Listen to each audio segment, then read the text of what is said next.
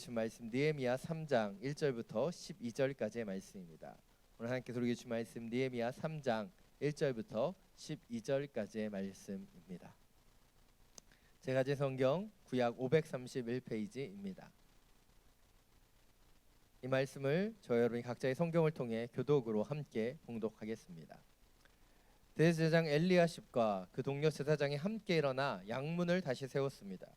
그들은 그 문을 거룩하게 하고 문짝을 달고는 함메아 탑에서부터 하나넬 탑까지 성벽을 쌓고 봉헌했습니다. 그 다음 구획은 여리고 사람들이 건축했고 그 다음은 이므리의 아들 삭불이 건축했습니다. 물고기 문은 하스니아 아들이 세웠습니다. 그들은 거기다 들볼을 얹고 문짝과 자물쇠와 빗장을 달았습니다. 그 다음 구획은 하코스의 손자이며 우리아의 아들인 무레못이 복구했고 그 다음은 무세사벨의 손자이며 베레가의 아들인 무술람이 복구했으며 그 다음은 바하나의 아들 사독이 복구했습니다. 그 다음 구획은 드고아 사람들이 복구했는데 그 귀족들은 여호와 일에 협조하지 않았습니다. 옛문은 바세의 아들 유아다와 부소드아의 아들 무술람이 복구했는데 그들이 거기에다 들볼을 얹고 문짝과 자물쇠와 빗장을 달았습니다. 그 다음은 기브온 사람 물라다와 메로노 사람 아돈과 기브온과 미스바 사람들이 함께 복구해 유브라테스 강 건너 총독의 보좌에까지 갔습니다. 그 다음 구획은 금세공인 하레야의 아들 우시엘이 복구했고 그 다음은 향수 제조업자인 하나냐가 복구했습니다. 이렇게 그들은 넓은 벽에 이르기까지 석을 복원해 놓았습니다. 그 다음 구획은 예루살렘의 반쪽 구역의 통치자이며 후르의 아들인 르바야가 복구했고 그 다음은 하루마베의 아들 여다야가 자기 집 맞은편을 복구했으며 그 다음은 하삼리아의 아들 핫투스가 복구했습니다. 그 다음 구회가 풀무탑은 하림의 아들 말기야와 바한 모압의 아들 핫숲이 복구했으며 그 다음 구획은 예루살렘의 반쪽 구역의 통치자이며 할로에스의 아들인 살룸과 그 딸들이 복구했습니다. 아멘. 말씀을 듣기 전에 우리의 손을 가슴에 얹고 믿음으로 선포하겠습니다. 말씀이 나를 변화시킵니다. 아멘. 이 믿음의 선포와 같이 하나님 주시는 이 말씀이 우리의 삶을 변화시키는 능력의 말씀이 되기를 간절히 축원합니다. 한 TV 프로그램을 통해서 요즘 세대를 살코기 시대라고 정의하는 것을 듣게 되었습니다. 여러분, 이 살코기 세대가 어떤 의미를 하고 있는지 아십니까? 항상 질문을 할 때마다 여러분이 동일한 표정을 지어주셔서 감사합니다. 왜 이걸 나한테 묻는가? 어차피 대답 안 하실 걸 알기 때문에 제가 답변해 드리겠습니다. 요즘 세대가 살코기 세대라고 불려지는 이유는 기름기를 쭉 뺀 살코기와 같이 불필요한 인간관계를 배제한 삶을 자청하기 때문이라고 합니다. 그들은 혼자 밥을 먹고 혼자 술을 마시고 혼자 자기 개발을 힘쓰며 유튜브를 통해서 여러 일들을 혼자 감당하고 있다는 것이죠. 그래서 최소한의 인간관계를 갖고 인간관계를 통해 빼앗기는 시간들을 자기 개발과 다른 것에 사용하는 세대라, 그래서 살코기 세대라고 불려진다는 것이죠. 제가 이 정의를 처음 듣고 개인적으로 그런 생각이 들었습니다. 요즘 세대의 개인주의적인 성향을 잘 보여주는 말이구나 라는 생각들을 했고, 그 다음에 안타깝게 생각했던 것은 바로 공동체가 주는, 관계 속에 주시는 하나님의 기쁨을 이 세대가 잃어버릴 수 있지는 않을까라고 하는 깊은 우려가 들어왔습니다. 혼자 살아간다면 편리하고 간편하고 효율적인 부분도 많이 있을 것입니다. 인간관계에 많은 에너지를 빼앗길 필요가 없기 때문이죠. 하기 싫은 일, 같이 가고 싶지 않은 곳을 혼자서 모든 것을 정리하고 움직일 수 있기 때문이죠. 그러나 이렇게 비효율적으로 보이지만 하나님께서 하나님의 공동체를 세우셔서 공동체를 통해서 일하시는 것들이 있는 것이죠. 인간을 사회적인 동물이라고 부르게 하신 이유도 바로 인간이 이 사회를 통해, 관계를 통해 바로 기쁨과 은혜를 누릴 수 있기 때문이죠. 오늘 말씀을 통해서 이 개인주의 시대에 홀로를 넘어서 더불어 살아가게 하시는 하나님의 공동체의 성이 무엇인가 함께 살펴보게 되기를 간절히 원합니다. 지난 몇 주간을 통해서 우리 느헤미야를 계속해서 살펴보고 있죠. 느헤미야가 어떻게 보면 불가능해 보이는 예루살렘 성벽 재건을 기도하며 준비하며 이루어가는 과정들을 우리는 함께 살펴보았습니다. 그리고 오늘 본문 드디어 느헤미야 3장을 통해서 이 성벽 재건이 시작되고 있습니다. 저희가 시간 관계상 12절까지만 읽었지만 실제적으로 오늘 32절까지의 전부의 내용을 다 다루어야 돼요. 32절까지 보면 오늘 본문에서 거론되는 사람의 이름만 75명입니다. 이름이 75명이고 뭐 지명이나 어디 사람으로 표현된 것까지 치면 더 많은 사람들이 있고 어디 사람들 가문들을 지칭하기 때문에 얼마나 많은 사람들이 이 성벽 재건에 헌신했고 참여했는지를 우리는 잘 알 수 있습니다. 또한 그냥 읽기만 하면 모를 수 있지만 우리가 주석이나 여러 이 느헤미야에 대한 자료들을 찾아보시면 이 느헤미야가 지금 이 3장을 통해서 그 성벽의 재건에 헌신한 사람들을 다 묘사하고 있는데 그냥 막 묘사한 게 아니라 북쪽에 있는 양문을 시작으로 시계 반대 방향을 돌면서 그 구역에 헌신했던 사람들의 이름을 다 묘사하고 있어요. 여러분의 이해를 돕기 위해서 지도 하나를 준비했습니다. 위쪽 북쪽 지역을 나타내고 있는 지역을 보면 양문이 보이시죠? 양문으로부터 시계 반대 방향으로 돌면서 이 지역들, 이 문들, 이 망대들을 세우고 있는 것이죠. 성벽 전체를 느헤미야서를 보면 42개의 구역으로 나누고 10개의 문과 4개의 망대를 세우고 있는 것을 볼 수 있습니다. 이런 이해 가운데서 오늘 본문을 다시 보시면 조금 다르게 보여요. 1절부터 4절까지 우리 다시 한번 함께 읽겠습니다. 대제사장 엘리야십과 그 동료 제사장이 함께 일어나 양문을 다시 세웠습니다. 그들은 그 문을 거룩하게 하고 문짝을 달고는 한메아 탑에서부터 하나넬 탑까지 성벽을 쌓고 봉헌했습니다. 그 다음 구획은 여리고 사람들이 건축했고 그 다음은 이므리의 아들 삭굴이 건축했습니다. 물고기 문은 하스나의 아들들이 세웠습니다. 그들은 거기다 들보를 얹고 문짝과 자물쇠와 빗장을 달았습니다. 그 다음 구획은 학고스의 손자이며 우리아의 아들인 무레못이 복구했고 그 다음은 무세사벨의 손자이며 베레가에 드는 무술람이 복구했으며 그 다음은 바나의 아들 사독이 복구했습니다.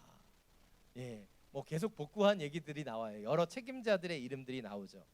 근데 여러분 오늘 본문에서 가장 많이 반복되는 단어가 무엇인지 아십니까? 그 다음이라고 하는 단어예요.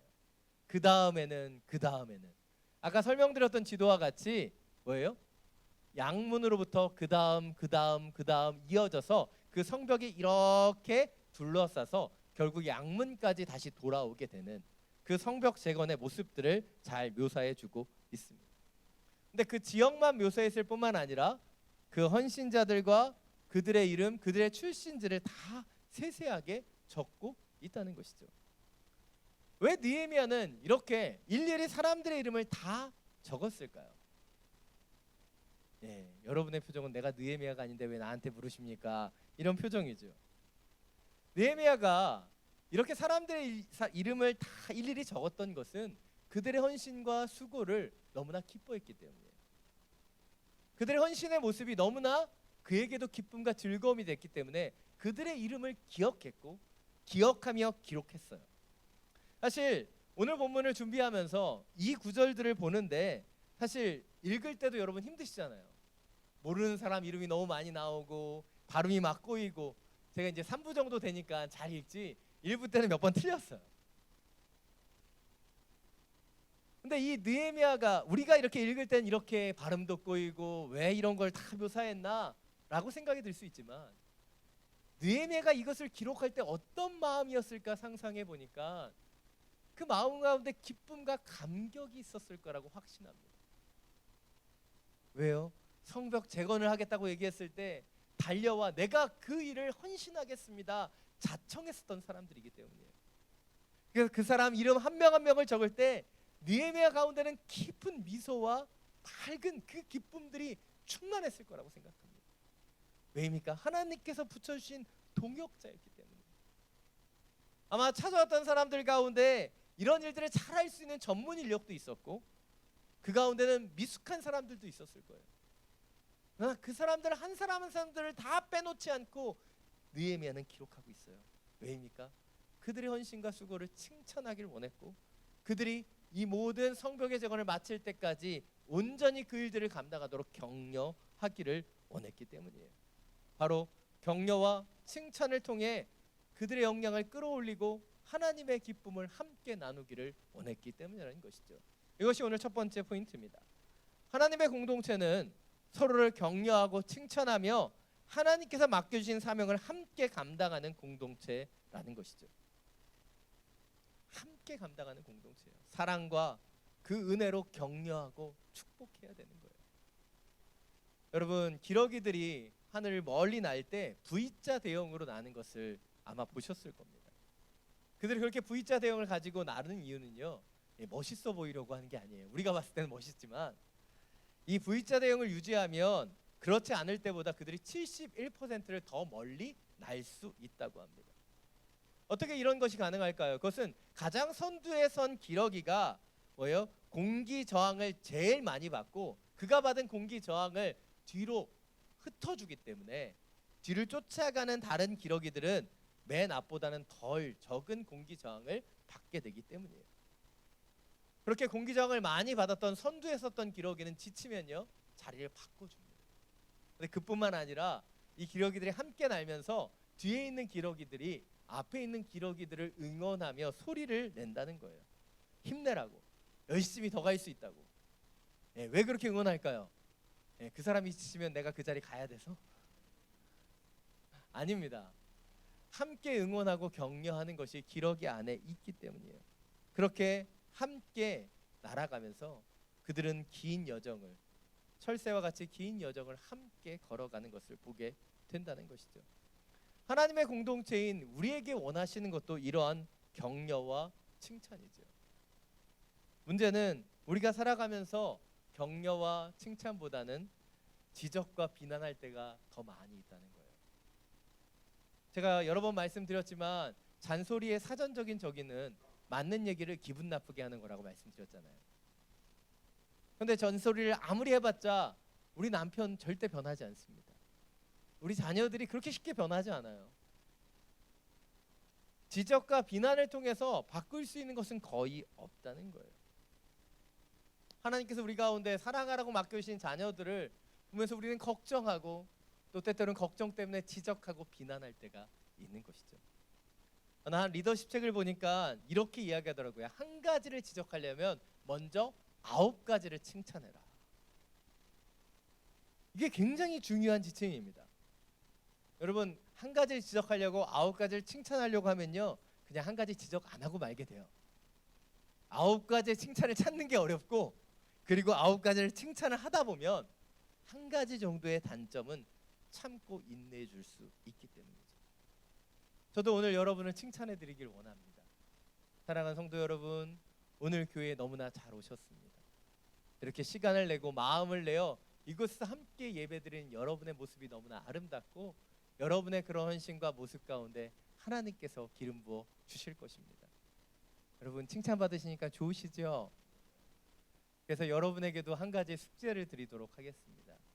오늘 집에 돌아가시기 전에 최소 3명 이상 하나님이 주시는 마음으로 칭찬과 격려의 메시지를 전하시면 좋겠어요. 우리 식사를 준비해 주시는 아주머니에게, 또 커피숍에 있는 우리 직원들에게, 또 안내를 해주시는 집사님들, 또 집에 있는 바오베에게, 여러분에게 그 칭찬과 격려의 메시지를 전하기를 원합니다. 하나님께서 하나님의 공동체를 함께 지어가게 하시는 가장 중요한 도구는 바로 서로가 서로에게 칭찬과 격려를 전하는 하나님의 사람이기 때문이죠. 우리의 입술 가운데 비난과 지적을 멈추고 하나님 주시는 칭찬과 격려로 하나님의 공동체를 세울 수 있는 하나님의 사람들이 되시기를 간절히 축원합니다. 오늘 8절 말씀입니다. 다시 한번 함께 읽겠습니다.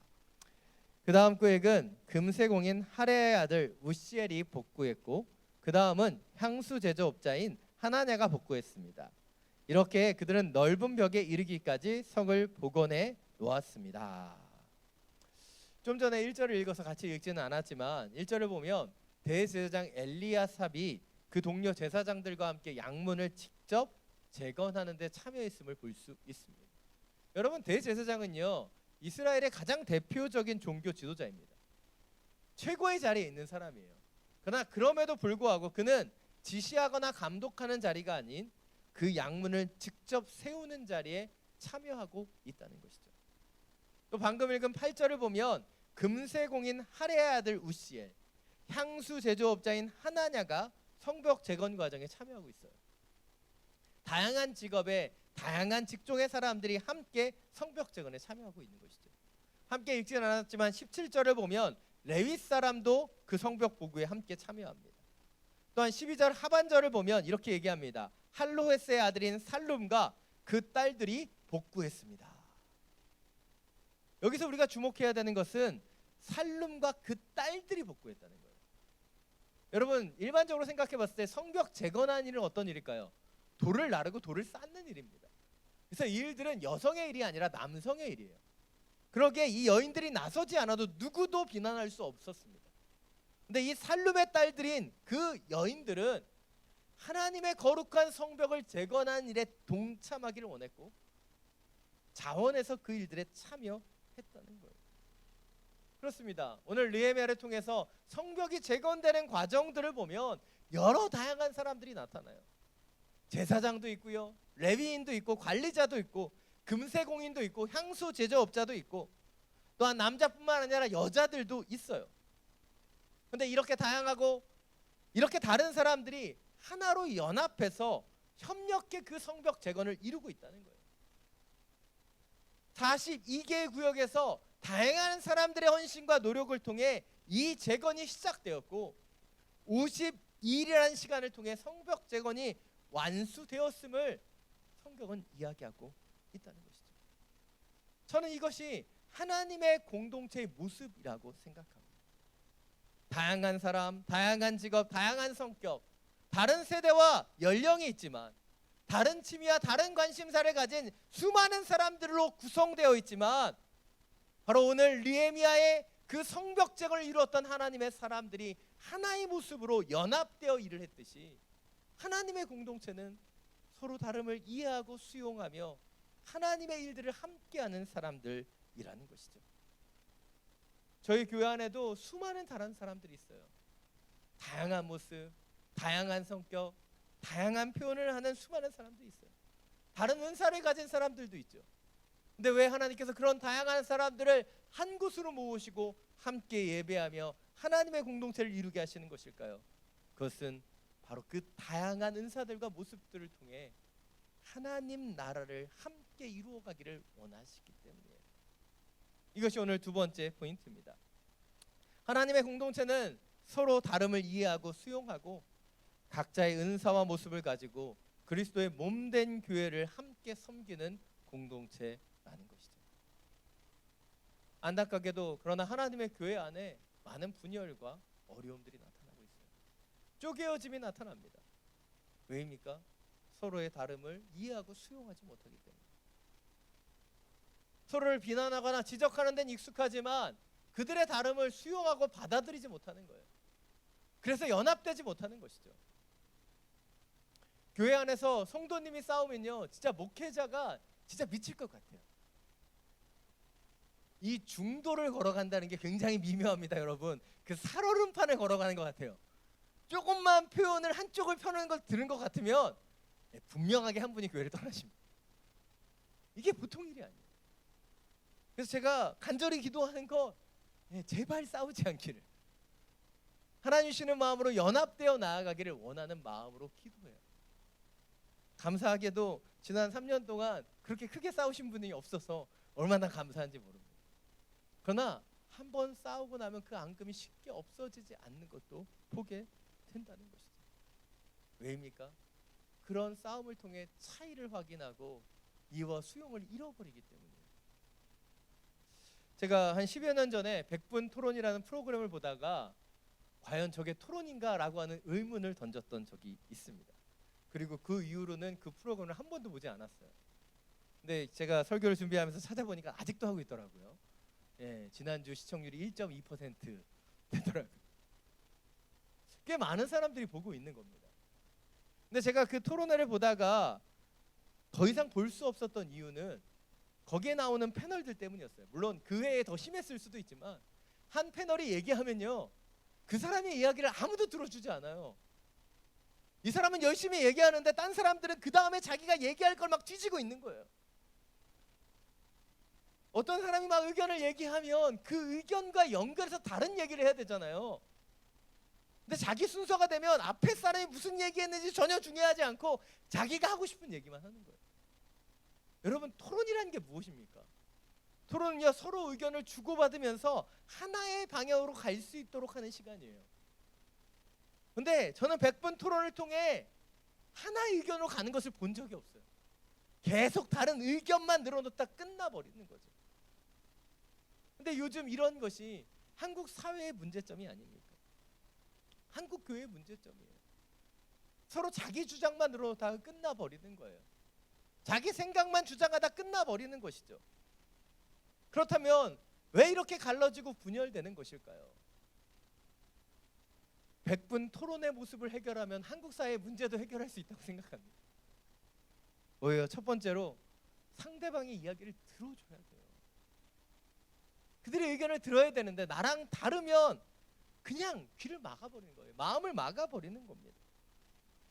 두 번째로 서로의 차이를 통해 증오하고 미워할 뿐이지 발맞추어 함께 나아갈 파트너로 그들을 받아들이지 않기 때문이에요.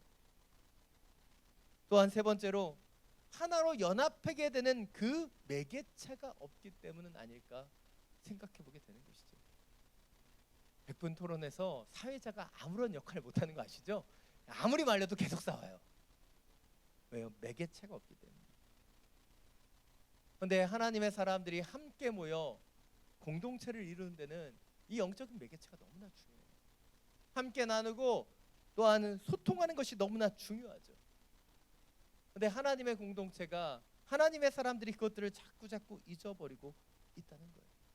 한국 사회뿐만 아니라 한국 교회 안에도 이런 분열과 단절이 들어와 있습니다. 왜입니까? 서로의 차이만 보고 하나님이 주신 목적과 하나님 앞에 함께 지어지는 영적인 매개체를 가지지 못했기 때문이에요. 자, 여러분, 오늘 느헤미야가 성벽 재건을 온전히 이뤄낼 수 있었던 그 이유가 어디 있을까요? 그들은 하나의 목적을 갖고 있었습니다. 하나님의 그 성전, 그 성벽을 완고하겠다. 두 번째로 뭐예요? 느헤미야라고 하는 이 영적인 매개체가 그들을 하나로 묶고 하나의 방향으로 갈 수 있도록 도와주었기 때문이에요. 3000년 전 느헤미야가 있었던 그 역할을 지금 우리 가운데는 예수 그리스도께서 함께하고 계시는 거예요. 그분이 우리의 구심점이 되어주시고 영적인 매개체가 되어주실 때 우리의 다름은 수용하고 이해할 수 있는 것이 되지만 그분이 우리 가운데 함께하시지 못하면 그런 일들은 일어나지 않는 것이죠. 에베소 4장 16절은 이렇게 말합니다. 그리스도로부터 온몸이 각 마디를 통해 함께 연결되고 결합됩니다. 각 지체가 맡은 분량대로 기능하는 가운데 그 몸을 자라나게 하며 사랑 가운데 스스로를 세워갑니다. 하나님의 공동체는 바로 예수 그리스도의 그 매개체를 통해서 각 마디와 각 부위가 연결되어 결합되는 것이라는 거예요. 그런데 분열되고 쪼개어지는 곳을 가면 예수님이 그곳에 계시지 않음을 보게 돼요. 왜 분열과 단절이 일어나는가? 거기에는 주님이 계시지 않아요. 자기 주장과 자기 입장만 있는 것이죠. 그래서 서로를 주장하고 서로 그 다름을 보고 서로 찢어지고 분열되는 것이 이 한국 사회의 문제라는 것이죠. 단 여러분, 여러분이 생각하는 어려운 분이 계십니까? 나를 어렵게 하고 힘들게 하는 나와 다른 어떤 사람이 생각나십니까? 그렇다면 그분과의 그 중간에 예수 그리스도가 세워져야 됩니다. 예수님이 그 안에 매개체가 되어 주셔야지만 그 안에 온전한 연합이 이루어질 수 있는 것이죠. 사도 바울은 빌립보 교회의 리더인 유오디아와 순두계에게 권면합니다. 그들 가운데 다툼이 있었고 싸움이 있었기 때문에 그들에게 이렇게 얘기하죠. 주 안에서 같은 마음을 품으라. 주 안에서 같은 마음을 품으라. 여러분, 자꾸 여러분이 신앙생활하고 사회생활하는데 눈에 가시처럼 걸리는 사람이 있습니까? 다름 때문에 나와 성향이 다르고 성격이 다르고 표현이 다르기 때문에 내 마음과 중심을 어렵게 하는 사람이 있습니까? 그 사람과의 관계 속에 예수 그리스도를 세우게 되기를 원합니다. 그리고 그 주님을 통해 다시 한번 연합과 하나됨을 이룰 수 있는 하나님의 사람들이 되시기를 간절히 축원합니다. 오늘 보면 5절 7절 말씀입니다. 우리 다시 한번 함께 읽겠습니다. 그 다음 구역은 드고아 사람들이 복구했는데 그 귀족들은 여호와 일에 협조하지 않았습니다.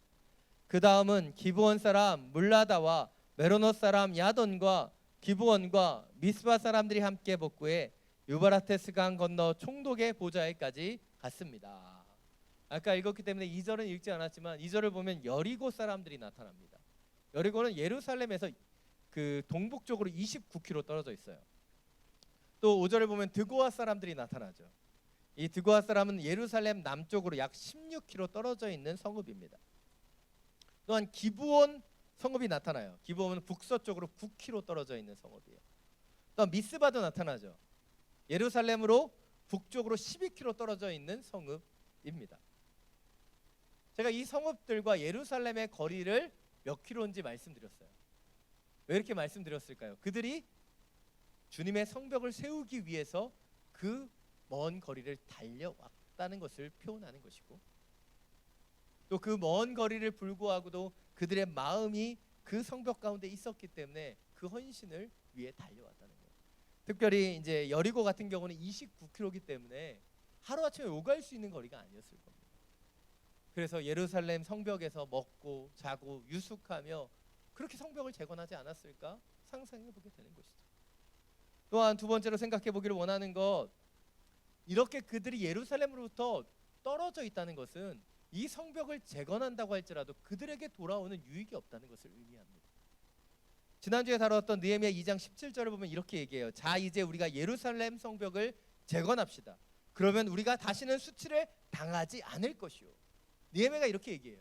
왜요? 성벽을 재건하게 되면 외세로부터의 그 공격과 침범을 방어할 수 있기 때문이죠. 그런데 그 방어를 받을 수 있는 사람은 누구예요? 예루살렘 성 안에 사는 사람들이에요. 근데 예루살렘으로부터 떨어져 있는 여리고 사람들, 드고아 사람들, 기브온 사람들, 미스바 사람들, 제가 12절까지만 언급했지만 뒤에도 더 많은 그 예루살렘이 아닌 다른 지역에 있는 사람들이 와서 성벽을 재건하고 있어요. 왜입니까? 그들이 이 일에 참여했던 것은 자신의 이익과 만족을 위해서가 아니라는 것이죠. 그것이 하나님의 일이고 하나님의 성벽을 재건하는 일이었기 때문에 그들이 달려왔다는 거예요. 이들과는 정반대로 오늘 보면 10절을 보시면 자기 집 맞은편 구역을 담당하고 복구하는 여다야라는 사람도 등장해요. 그렇습니다. 또한 5절을 보면 드고아 사람들 가운데 그 평민들은 와서 이 성벽을 재건했지만 귀족들은 여호와 일에, 다시 말해서 성벽을 재건한 일에 협조하지 않았다라고 말하고 있어요. 그리고 생각해 보십시오. 느헤미야가 42개 구역으로 그것을 다 나누었지만 그 일들과 그 규모들은 다 달랐을 거예요. 대략적으로 나눠보면 아마 80m 정도 됐을 거다. 한 구역다.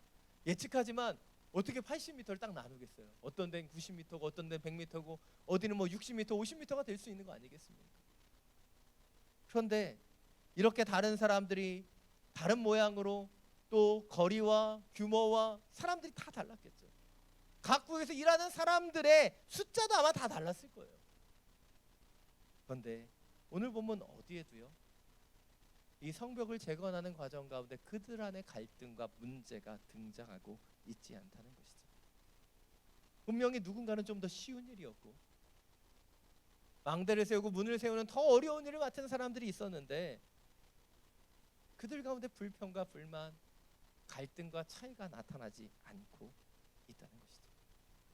왜일까요? 바로 하나님의 공동체의 힘이 그 안에 있기 때문입니다. 이것이 오늘 세 번째 포인트입니다. 하나님의 공동체는 여러 갈등과 문제를 이겨낼 수 있는 영적인 힘을 가진 공동체라는 것이죠. 그렇다면 하나님의 공동체는 언제 영적인 힘을 갖게 되는 것일까요? 바로 하나님의 일을 온전히 감당할 때 그 공동체는 힘이 생기는 거예요. 그 사탄과 마귀의 공격을 통해 분열되고 단절되는 그런 것이 아닌 하나님 주시는 그 영적인 힘으로 서로 다를 수 있고 갈등할 수 있는 여러 소지가 있지만 하나님한테 하나 될 수 있는 그 능력을 갖게 된다는 것이죠. 어제 설교를 준비하다가 제가 20살 대학교 1학년 때 있었던 한 사건이 기억이 났어요. 청년부에서 예배 특송을 준비하다가 지멋대로 이래라 저래라 하는 한 친구 때문에 짜증이 나서 싸우고 교회를 박차고 나왔던 기억이 났습니다. 저희 연약함이겠죠. 그런데 제가 이걸 기억한다는 건요, 지난 25년 동안 거의 안 싸웠다는 걸 얘기합니다. 여러분이 한 가지만 보실까봐 제가 말씀드려요. 저 굉장히 선한 사람이에요. 평화주의자예요. 별로 싸울 일이 없습니다. 근데 문득 그 일이 기억났어요. 오늘 큐찬팀이 아름다운 찬양을 해주셨잖아요. 하나님을 찬양하는 그 자리 가운데 하모니가 나타났고 연합이 나타나지 않습니까? 근데 제가 그 사건을 떠올렸던 이유는 그때 동기들이 함께 모여서 하나님의 예배를 찬양하는 특송을 준비했지만 그 가운데 다툼이 일어났고 싸움이 일어났던 것은 우리가 하나님의 영광을 바라보며 찬양하는 것이 아니라 우리 동기들은 좀 더 다르게 특별하게 특출나게 해야 된다는 생각으로 그것을 준비했기 때문에 저는 그 안에 싸움이 있었다고 생각합니다. 하나님의 일을 인간적인 생각으로 감당했던 것이죠. 오늘 느헤미야와 유다 사람들의 모습을 보면 그 헌신과 참여의 모습이 참 너무나 달라요. 그들은 그들에게 주어진 각자의 사명을 그 느헤미야의 말에 순종함으로 감당합니다. 누구는 나는 성문을 하겠다, 나는 망대를 하겠다 주장하는 사람이 없어요. 각자에게 주어진 그 사명을 그냥 감당하는 거예요. 나는 너무 멀어서 좀 가까운 데로 해달라, 어떻게 해달라, 그런 청탁이 없어요. 누군가는 더 쉬울 수 있고 누군가는 더 어려울 수 있는데 비교하지 않습니다. 갈등이 일어나지 않아요. 왜입니까? 사람의 일이 아닌 하나님의 일을 감당하고 있기 때문이죠. 여러분, 요즘 한국 교회 가운데 분열과 쪼개어짐이 나타납니다. 왜입니까? 하나님의 일이 아니라 하나님의 일을 사람의 생각으로 하고 있기 때문이에요. 믿음의 성도님들께 다시 한번 권면하고 싶어요. 하나님의 일은 하나님의 방법으로 해야 됩니다. 하나님의 마음을 가지고 해야 돼요. 오늘 교회 15년 동안 사역하면서 하나님께서 큰 행사들을 감당할 수 있는 은혜들을 주셨어요.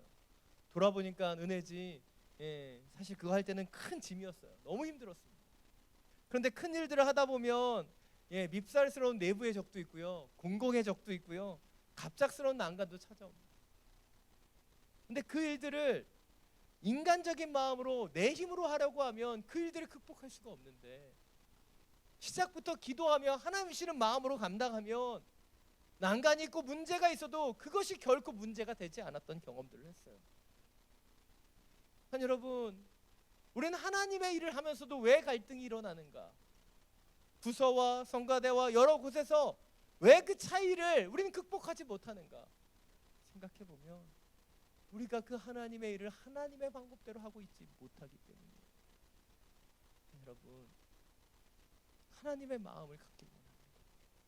주 예수의 마음을 가지고 차이를 이해하고 하나님이 원하시는 온전한 목적을 향하여 나아가길 원합니다. 오늘 느헤미야 유다 사람들이 오직 하나님의 일로 그 성벽의 재건을 꿈꾸며 함께 헌신하며 지어졌던 것처럼 하나님의 교회 이호치민 온누리교회가 하나님 주시는 마음으로 하나님의 사역만을 감당하는, 그래서 연합되고 함께 주의 일들을 감당할 수 있는 그런 하나님의 교회가 되기를 간절히 축원합니다. 칭찬과 격려를 통해 서로를 세워주는 공동체, 다르지만 수용하고 이해하고 연합하는 공동체, 갈등과 문제를 이겨낼 수 있는 하나님의 일을 감당하는 영적인 힘을 가진 공동체로 이 교회가 세워질 수 있도록 함께 힘쓰고 기도할 수 있는 우리 모두가 되기를 간절히 축원합니다. 이 시간 주 안에 우리 하나, 이 찬양 함께 부르고 우리 주님 앞에 기도하며 나아가기를 원합니다.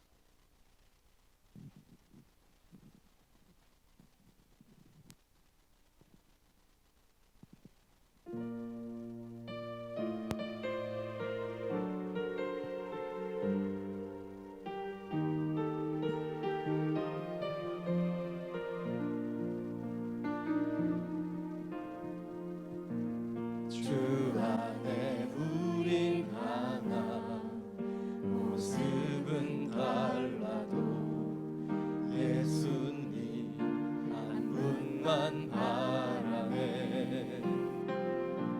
사랑과 선행으로 서로를 격려해 따스함으로 보듬어가니 주님 우리 안에 함께 하시니 형제자매의 기쁨과 슬픔 느끼네. 내 안에 있는 주님 모습 보네. 주님은 기뻐하시네.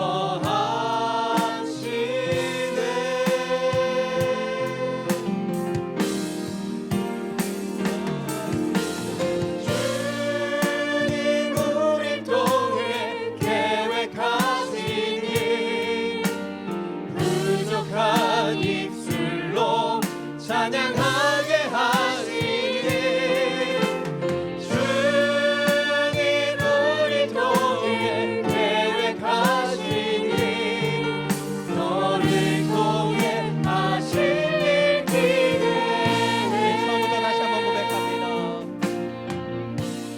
주 안에 우리 하나 모습은 달라도 예수님 한 분만 바라네.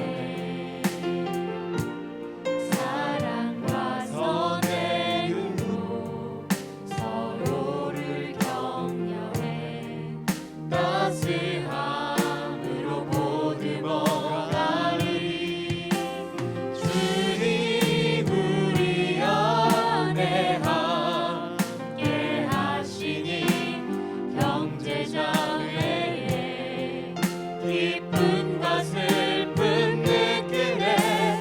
내 안에 있는 주님 모습 보네. 그분 기뻐하시네.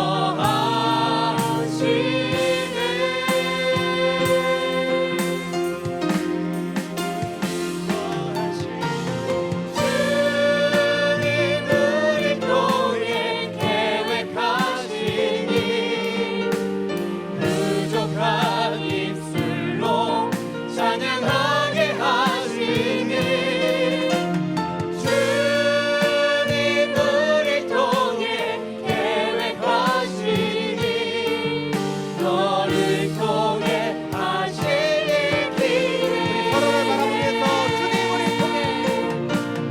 주님 우리 통해 계획하시니 부족한 입술로 찬양하게 하시니 주님 우리 통해 계획하시니 너를 통해 하실 일 기대해. 우리 한 번 더 고백합니다. 주님 우리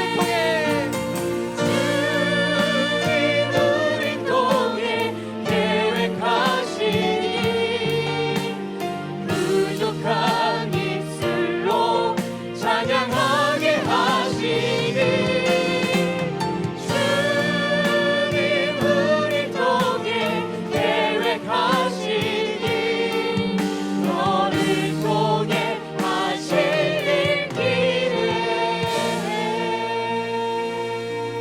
이 시간 함께 기도하며 나아가기를 원합니다. 이 시간 함께 기도할 때 하나님 우리가 주님 안에 하나 되게 하여 주옵소서. 우리의 모습은 다르지만 주님이 우리 가운데 영적 매개체로 함께 하시기에 주님 온전한 하나를 이룰 수 있는 하나님의 교회가 되게 하여 주옵소서. 비난과 다름을 질책하고 비난하는 인생이 아니라 서로 다르지만 이해하고 수용하며 살아갈 수 있는 하나님의 공동체가 되게 하여 주옵소서. 하나님의 일을 이룰 수 있는 하나님의 사명을 감당하는 하나님의 교회가 되게 하여 주시옵소서. 이 시간 주님의 이름을 한번 부르고 함께 통성으로 기도하며 나아갑니다. 주여,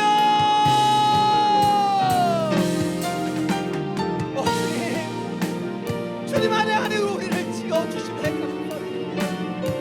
하나님의 몸된 교회를 이루는 우리의 지체가 될 수 있도록 영적으로 기름 부어주옵소서. 누군가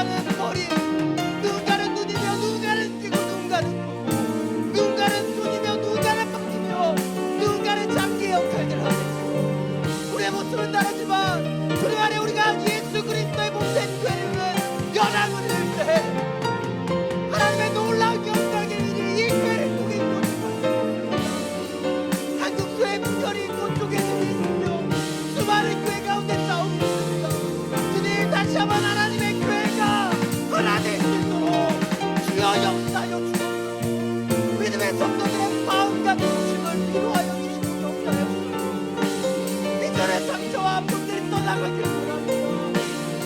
하나님의 몸된 지체로 지어지게 되기를 원합니다. 한 영혼 한 영혼 축복하며 기도하오니 성령 예비들의 마음을 주장하여 주시고 한 마음을 부으며 하나 되게 이루시는 주의 교회를 이루어가게 하여 주시옵소서. 주님, 주님의 영광, 주님의 그 사역과 주님의 영광이